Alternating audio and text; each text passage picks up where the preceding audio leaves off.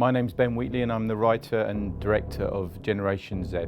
There's been a chemical smell. Yeah, my nan is acting really strange. I need something to eat. You contain the spill, and I'll contain the people. Something has transformed us. Generation Z is a 6-part drama which follows the adventures of various characters in the town of Danbury after an incident at the beginning where a weaponized chemical is spilt and infects the town. It makes the old eat the young? It's a society killer. In the show I was excited about having people of all different ages and generations so that it could have a rounded kind of story and show the perspectives of lots of different kinds of people. And I wanted to look at a community rather than just follow certain individuals to give it more scope. That lot had the best this country had to offer, and they f***ed it, cradle to grave. We are flat broke and she's here rubbing our noses in it. That's for you. I nicked it from the hotel. I got you the towels as well. She'd even like going abroad. I mean, she voted leave. Why can't she take a hint? Plan is to spend it home. She's having a bloody good go at it. Yeah. I wanted to talk about young people and old people at the same time so that we could highlight like the differences between people's lives but also the similarities, and how that as much as people are different, they're kind of the same as well as the overarching kind of idea of the story. Generally the show has got a really large cast. There's lots of different actors in it, and that was really exciting to work with lots of new people. I was exposed to lots of new styles and performances and stuff, and I loved it. Working with Sue Johnston and Anita Dobson and Robert Lindsay was incredible for me because they're icons and they're people I'd seen on TV growing up. So on a fanboy kind of level, that was really, really exciting. When you work with actors with a script the performance always brings another dimension to what you've written, and certainly with the younger performers, the attitude of them and the poise of them fully fleshed out those characters. The nuances that they brought really helped. I think within the context of making a horror TV show, that you have to have, it's about managing kind of comedy elements and shock elements at the same time, and there's a lot of connection between horror and comedy.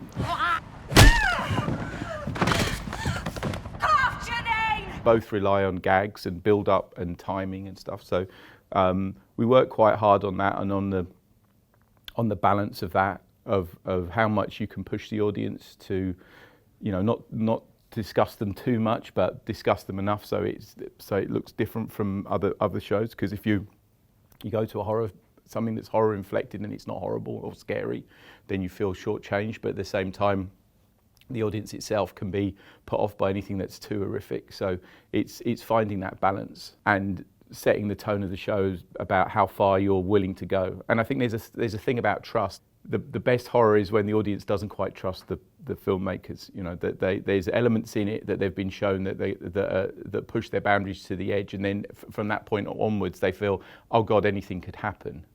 But then anything might not happen, or it might happen. But it's that tension that keeps you on the edge of your seat. So something like the Cockapoo scene was put in there as like, I know it's transgressive in a way, but it's silly, but it's not too horrible within the pace of that episode. You thought you were going one way and then it suddenly pulls you back the other way. So you kind of, there's shifting sands underneath what you can expect. The script came about because basically I had a meeting with producer George Faber, and he had on the back of a beer mat this idea, which was the young are eaten by the old. So I was like, right, okay, well, I'll have a think about that. But what I wanted to do is expand out from the movies I'd done, made in the past, like Kill List and Sightseers and Down Terrace and A Field in England, and explore British horror, but like on a much larger canvas. More?